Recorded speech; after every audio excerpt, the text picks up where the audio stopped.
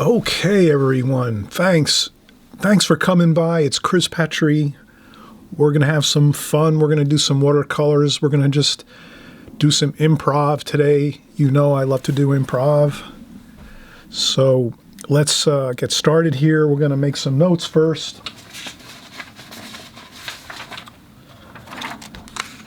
Okay, now the basic idea we have here is we're going to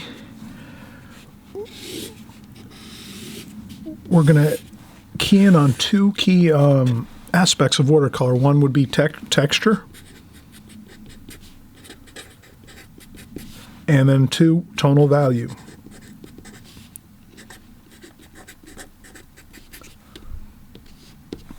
Both great building blocks of watercolor. And we can make a real exciting painting by just using texture and tonal value as like our two, let's say, main building blocks for this painting. I'm going to just try to create a nice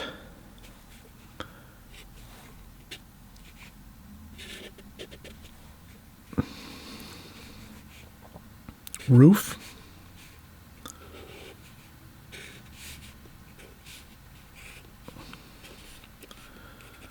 And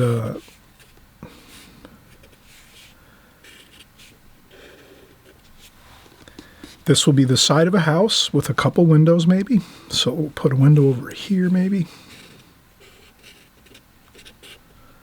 And I'm improving, of course. I'm just going to try to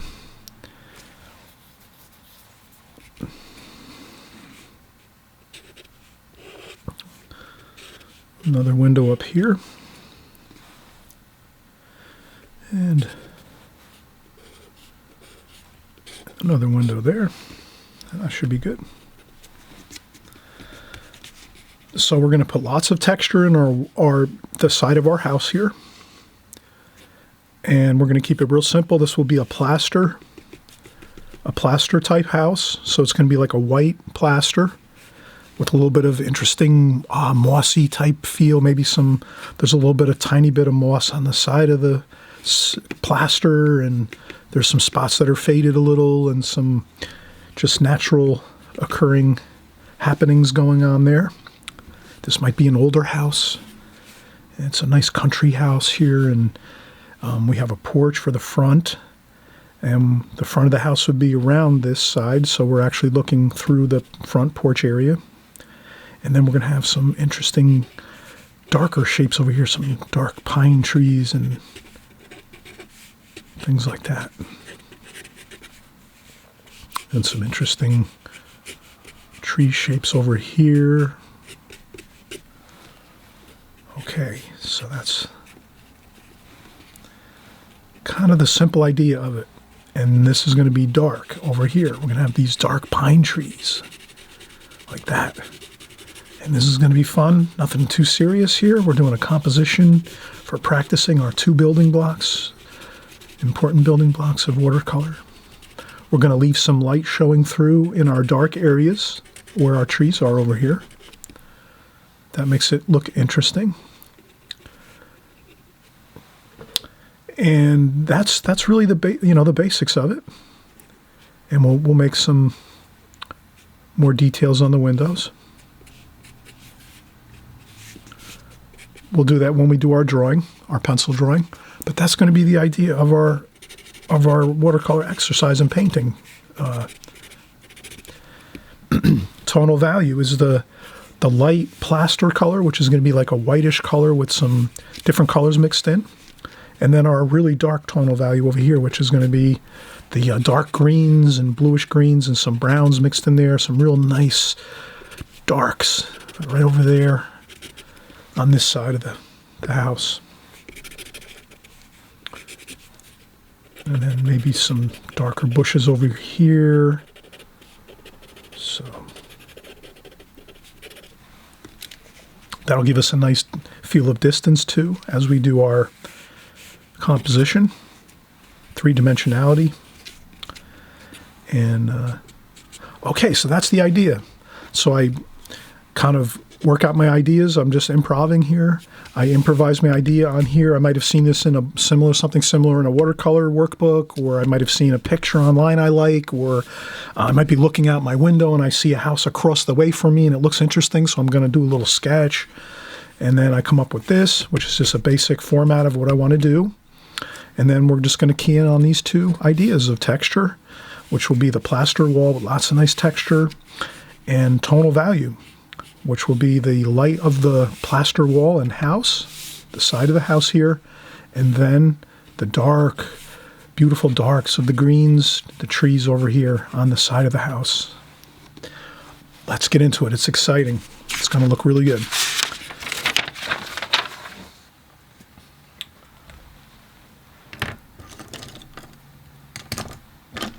Now I have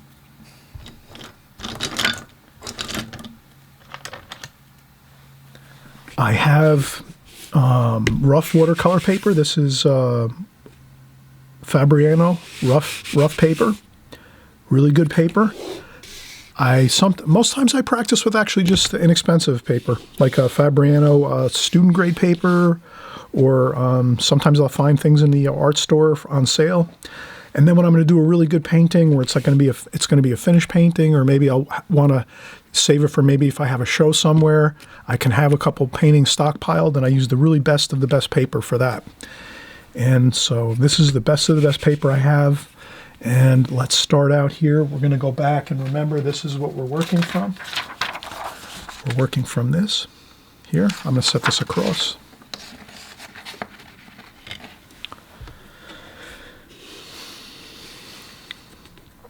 And I remember that it starts about halfway, where the angle comes down is about halfway. You can make little marks on your paper, or on your tape, I should say. I taped around my paper here. You can make marks with some magic marker or pencil, just to kind of give yourself some hash marks when you're constructing your composition. So I know that my roof starts to angle downward here where the trees start over here. So this will be my first hash mark I make there. Then I notice that the porch and the side of the house where it ends up is about here. Now these hash marks are just kind of the little small indicators or guides for me, so that as I start to do my drawing, I can kind of already have some things, planned out a little. Now we're going to say that the roof is the small shed roof, where the front porch is it's about here, and the top of the roof is about here. And then we could say porch, roof. And this is a house on the side. And this is roof up here. So you can make little notes too. And I would say let's go really light first with our pencil drawing, so we can always maybe erase a little bit, and if we have to, just to readjust things, but we kind of know. And one more line. Let's make one more line. The house is here, so if we transfer that, if we kind of say, okay, that's the edge of the house. So here, if this is the edge of the house, then we can just transfer that mark up top here a little bit. And we said this was the edge where the roof starts. And then this over here was, so that's all I'm doing is really, you can do it on here first. You can actually do it on your preliminary drawing first, like this. Make your hash marks here. And you might say, here's the windows.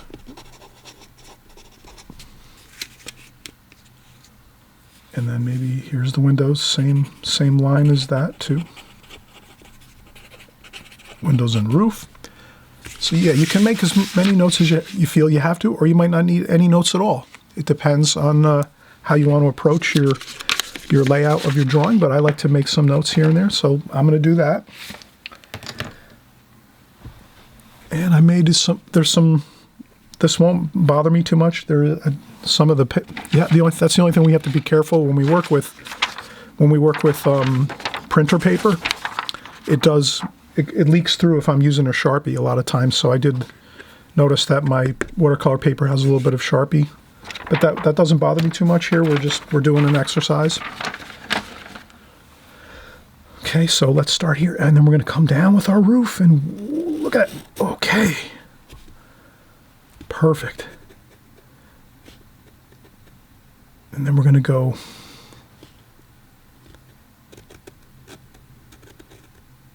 in a little bit. Then we're going to come down. I'll make a little bit of an angle on that.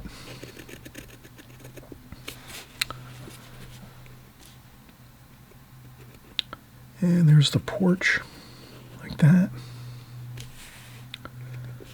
And then the porch roof is here.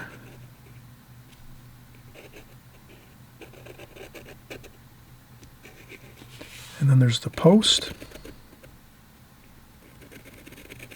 like that. And the first window's here. I'm just drawing a simple rectangle. If you want, you can do a ruler and just get a more of an accurate rectangle like that if you want. Then there's a window above it, and it's just a little bit below the roof line.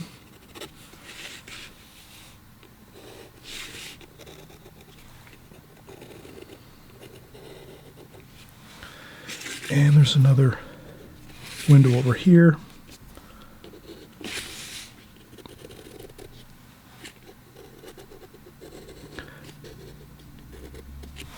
Like that.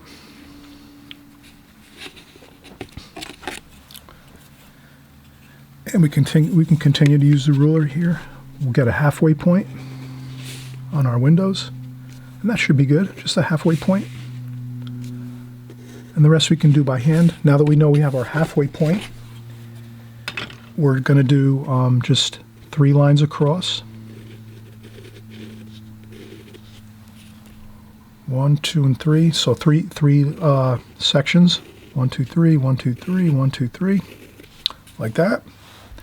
And then divide those in half each, like that. And that's our windows. Simple as that. There's our windows. Then we can go around with some trim. Doesn't have to be perfect. You can use the ruler if you want. I'm just going to do it by hand.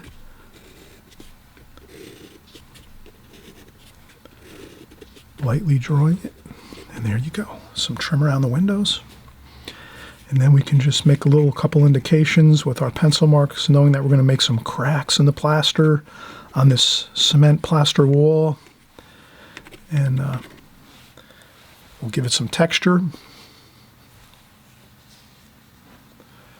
And then also we know that usually on windows will have a little bit of shading under the undersides of the top of the window here, and also usually under the center of the window where the sash is over here. It usually has some shadowing under there, so we could just kind of put some indications of some shadow there, so we remember when we're painting.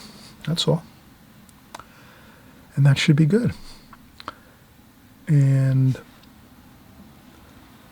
a lot of times windows are going to reflect what's around them, so if the trees are over here,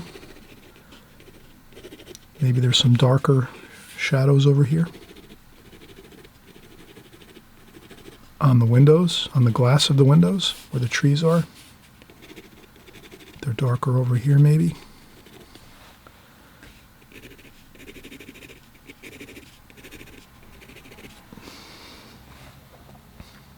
Perfect.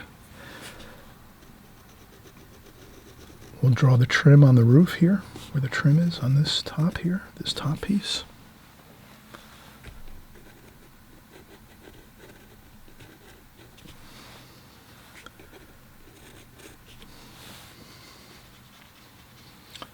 Okay, we're ready to paint. Pour some water, fresh clean water. So I have a large collapsible container.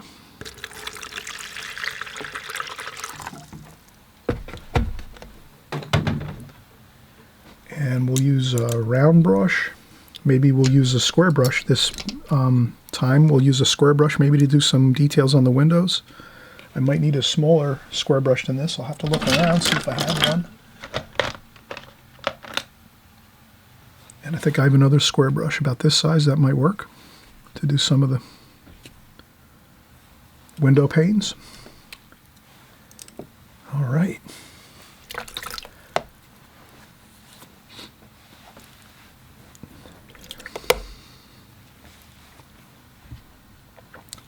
I'm going to say let's start with the darks first.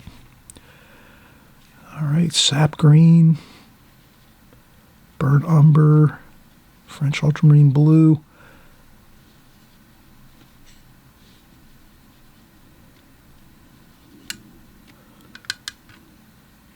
maybe a little cobalt blue. We're going to make this really interesting, this green here, nice and dark, maybe some. All right, now the fun part is making these trees up here, the branches. I think with this we could just really have a carefree attitude toward these trees up here. Dry off the brush a little bit maybe, and just sort of move the brush around. You know, sometimes maybe upwards, like that.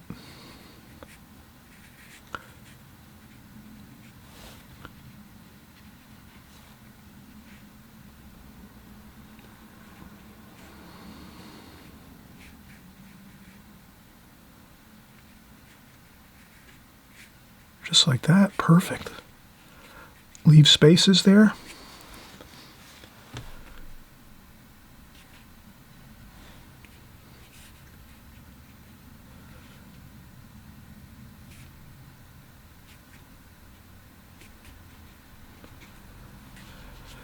Then as we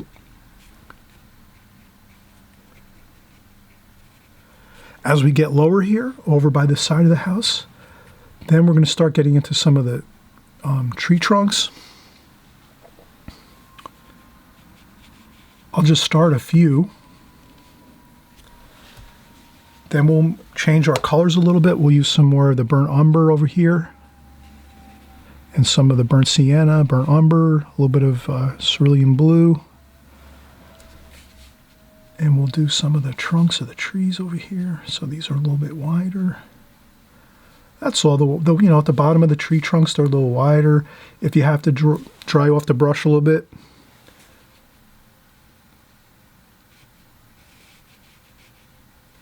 I'm going to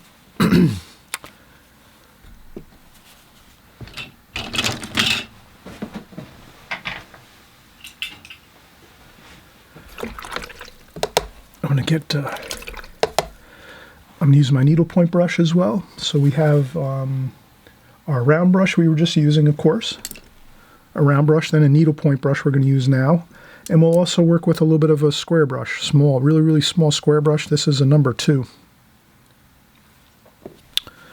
So let's move into this. This is going to give us more of these finer branches we're going to have over here.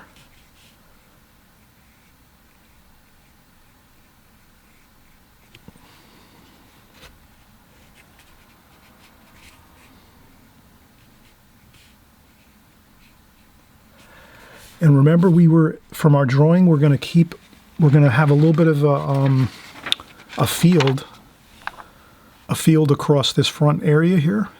That's going to be really important. This is going to give us that real nice 3-dimensional look in this painting. So we're going to leave this area like a field here, like of grass and maybe some snow. Let's do do that. Make sure we leave that open. So we'll say this is about where the field ends over here. And we'll make some bushes over there too, maybe.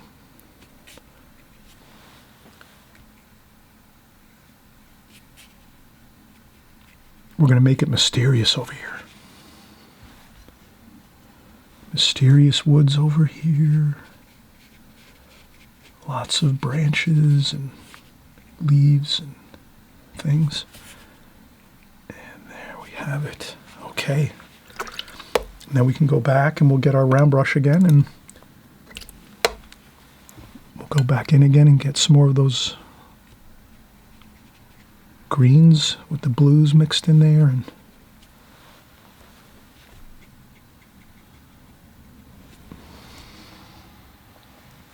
already we're seeing some really good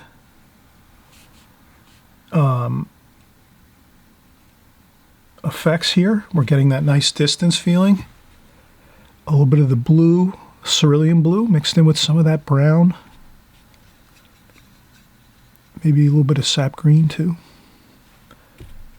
And there's some bushes over here, so we'll put those over here, and we'll make sure we don't go over that post there. So that's our post. We want to leave that.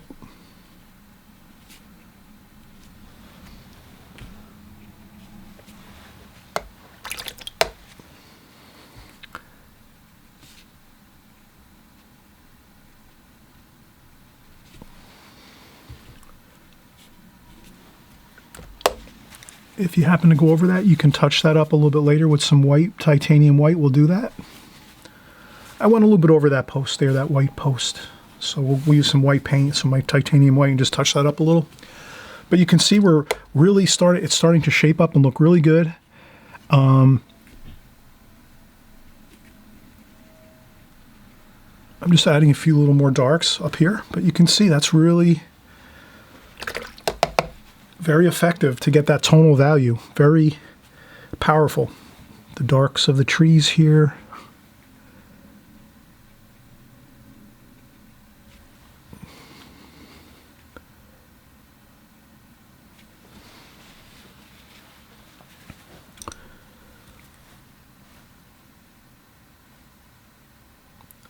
And I just mix up some more green and blue.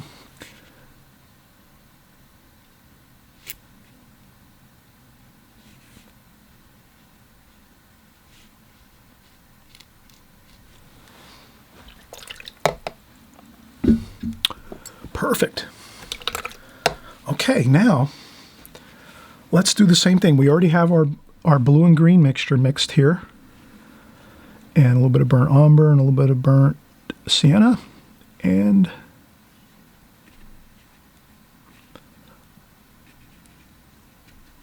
olive green. Here, let's switch brushes. To get these window panes, let's use a smaller brush. Let's do this.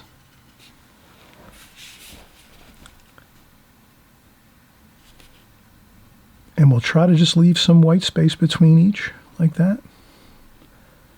And here's where you don't, let's not get too fussy over here on these windows. I mean, we want to do them good, but we don't want to go too much. That's good. Once we're done with I mean, you could take your time more if you want. But once the whole painting's completed, we're not going to be focusing in too much on those windows, you know, in a sense. Like, we're not going to really be too concerned. We're just looking to, and again, we're leaving some window panes open. We'll put some blue in there for the blue sky. So the windows are just going to reflect the trees that are in front of it. So if you can imagine, if we were on location painting this, the trees would be behind us also. So they're back over here, and the same style trees are right behind us. And since those are right behind us, we're going to see those reflecting in the glass on the window panes.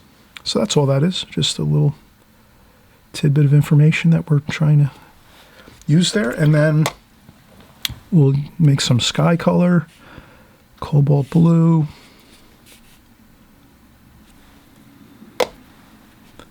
And since we're over here, might as well just a little bit of yellow ochre too, and some cerulean blue.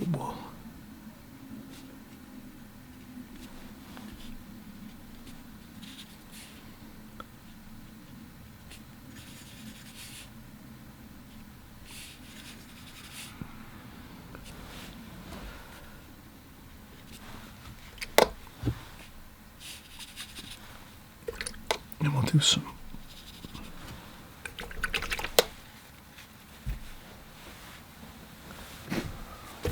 We'll also get some. We'll put some really interesting purple color in there, just here and there. Always a great color to use. It's like a shadow feeling sometimes, and it's got a pleasant feeling to it.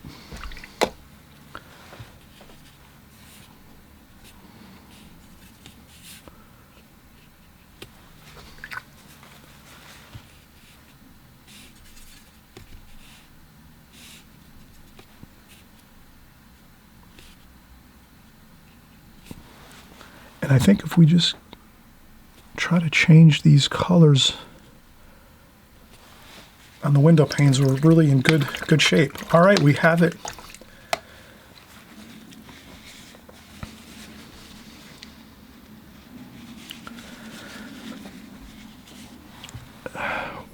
Let's get some greens here. Sap green, olive green, a little bit of the blue mixed there. So we're not, I would say it's not snow over here. Let's keep this a kind of grass feel. And then we'll introduce some cadmium lemon yellow.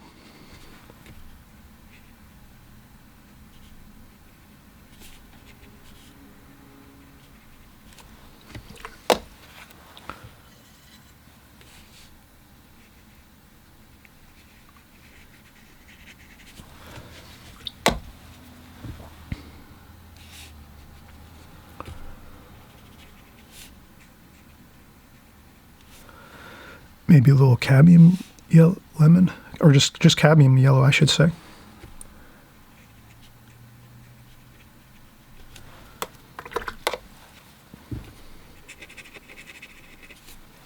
Maybe some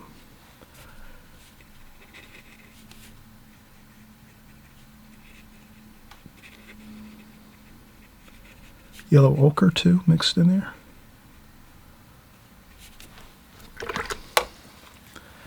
And maybe some raw umber.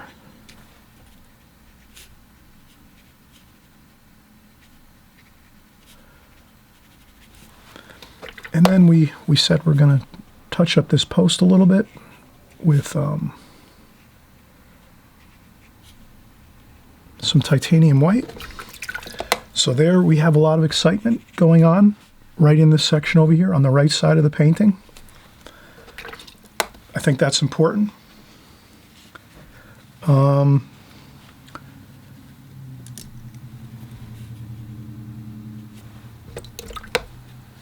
I might do a little bit of shadow under here, across here, just to make that shed roof that's over the top of the porch area stand out a little bit.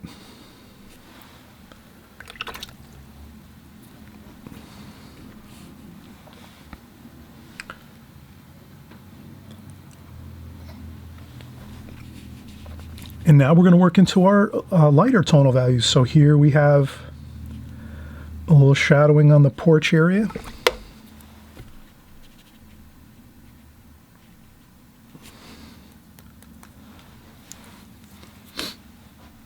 And again, we said this is plaster.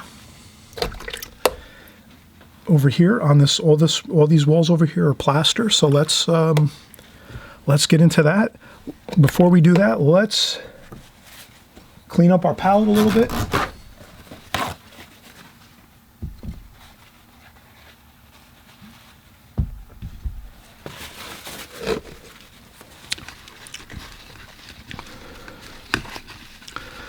And again, thanks everyone for stopping by and coming along here on the journey, our watercolor journey together. If you are new and you haven't subscribed, consider subscribing. We do this every weekend, once a week. Once a week we're together and we do our painting, drawing and painting in watercolor. And if you like this video, you can thumbs up, and then I know it's something that everyone likes, and I'll do more like these in the future. So now we just...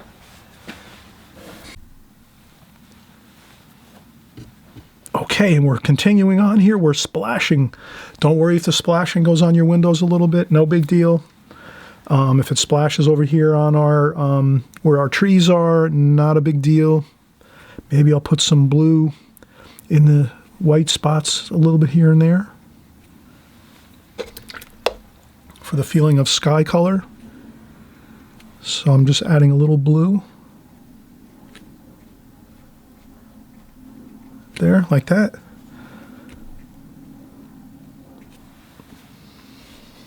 Perfect. Okay, again, purple, yellow ochre, mineral violet is our purple color. We have that. And then we'll just start going around our windows. Use your brush in all different directions. So this direction, maybe go this way a little bit.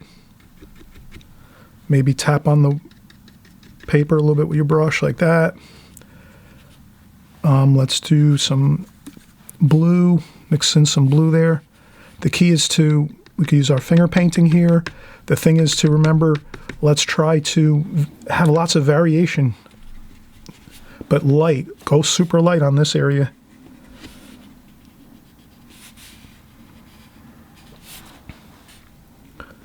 And we're going to pretend that the light is splashing across this wall. Now let's go with some raw umber.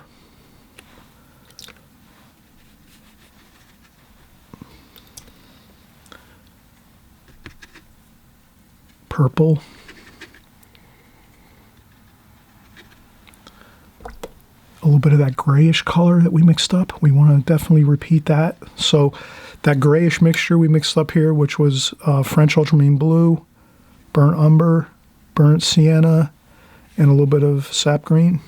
That's going to be a nice effect on this wall because it's sort of like picking up the colors of the trees around this house that are all around the house everywhere. So that actually will reflect onto the plaster walls, which are white. And then we do that. Then we go back and use some more purple and yellow. Again, light, super light.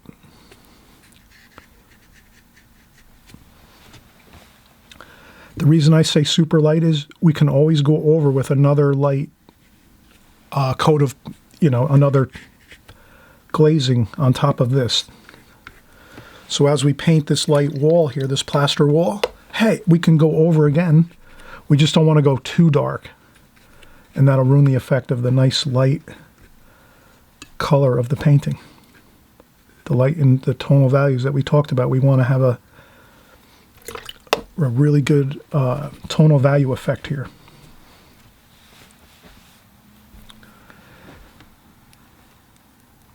I do some more splashing.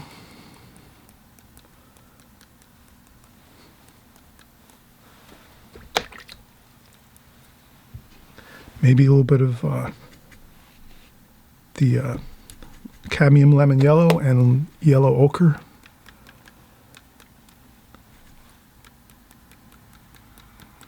Tie everything together with the same repeating colors throughout the painting.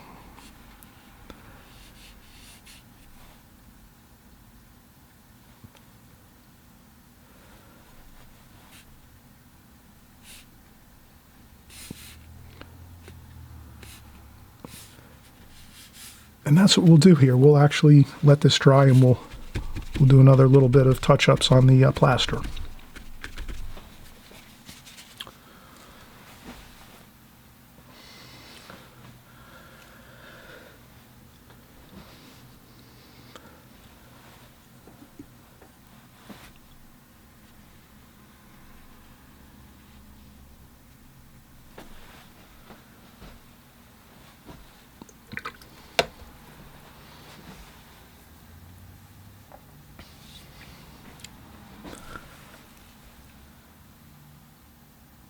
Okay, looking really good. All right, let's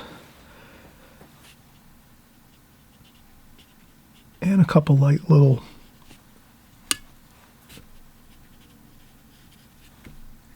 on the windows, just a little bit of color on the window panes.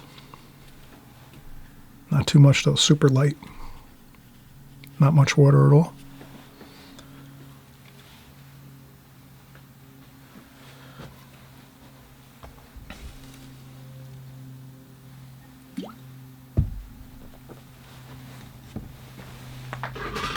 And we'll do a little bit of blow drying.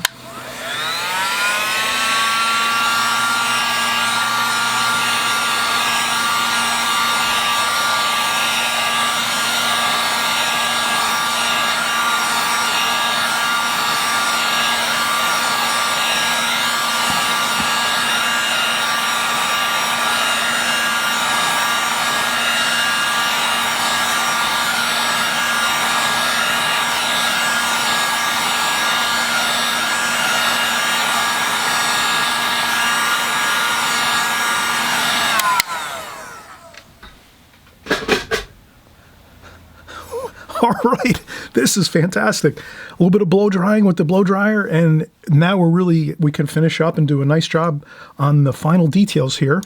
And that's always a good thing to remember. Like, let your paintings dry when you can between glazings. Like with this part here, we used a lot of lighter colors with more water. So this area was pretty wet as we did the side of the house, the plaster. So just recall that, you would take a 15 or 20 minute break or so if you didn't want to bother using a blow dryer, or if you wanted to do some of this one day and then the next day you come back and you let this area all dry. So if you want to do the darks one day here. So if we do the darks here one day, and then we come back and we could do the other sections of this painting the second day, and then we could let it dry again, and the third day come back and do the final details that we're going to do now. Obviously, I have to make my video all at one time, so that's why I do it all at one time. But if I wasn't under any pressure to get the video done, I would maybe do this in 2 or 3 days, or maybe break it up and do once, maybe start it in the morning drawing it and sketching it, and then in the afternoon work on some of the painting, maybe the darks, and then once I have the darks done, then I can maybe in the evening come back and do the lighter tonal values on the plaster here, doing the splashing and the, lighter tonal values. And then maybe later on or the next day, come back and do the final touches, which we're going to do now. We'll just use the round brush for this part, I think. That should be plenty to... So we're going to use our same colors again. We'll use mineral violet, some blue, some yellow ochre.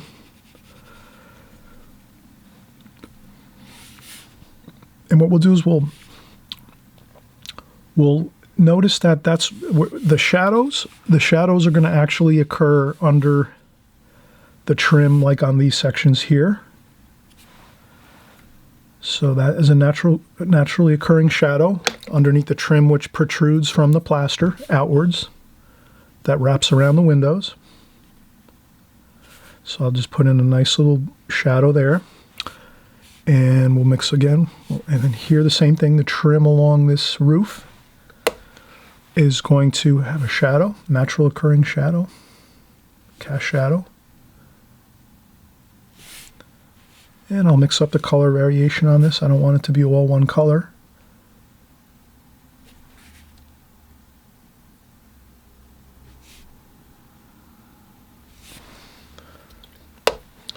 And then I could even get it darker, use a little more, maybe some French ultramarine. Maybe I'll mix up here a little bit of French ultramarine blue, burnt umber, again, the same repeating colors that we mixed before, a little bit of green, blue, burnt umber, sap green, dry off on the tissue, and then we can do maybe just a couple little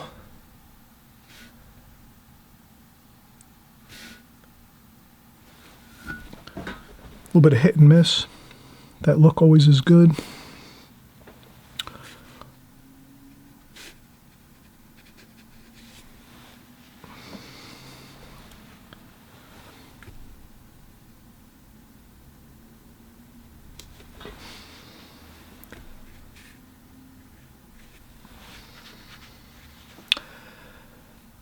there's more shadowing that's going to occur under there like that.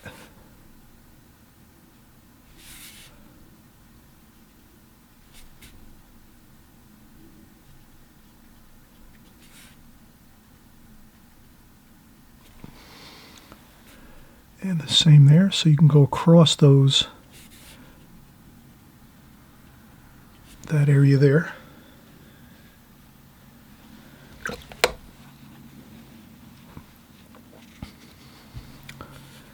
And then again, we can add a little bit of color around the windows, just to, a couple splashes, just to make them a little more interesting.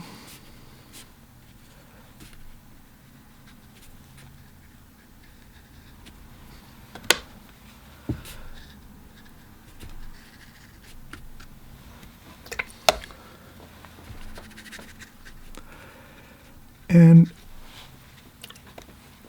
that's just the plaster look. And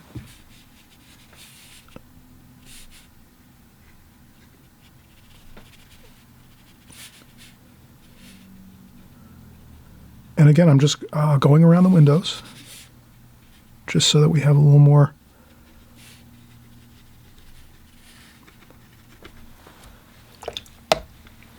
interesting things going on,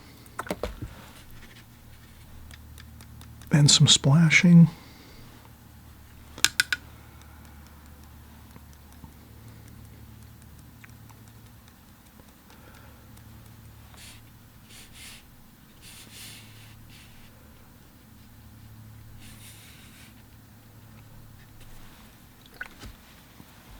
Some areas we leave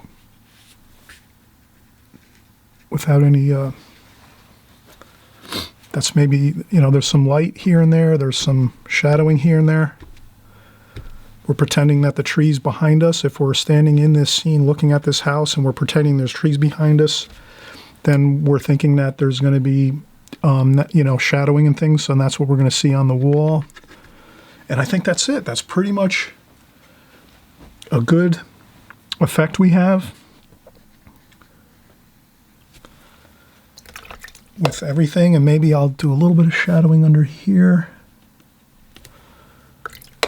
where the side is over here, just to give that a little more interesting look. And then, like we said, we're going to try to just make sure we remember that we have our titanium white paint that we can use to touch up occasionally if we find that we've gone over a line or something. And then I'll just do that.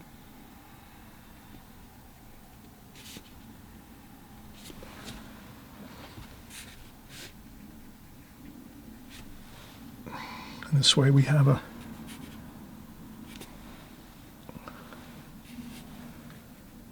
and we could also do a couple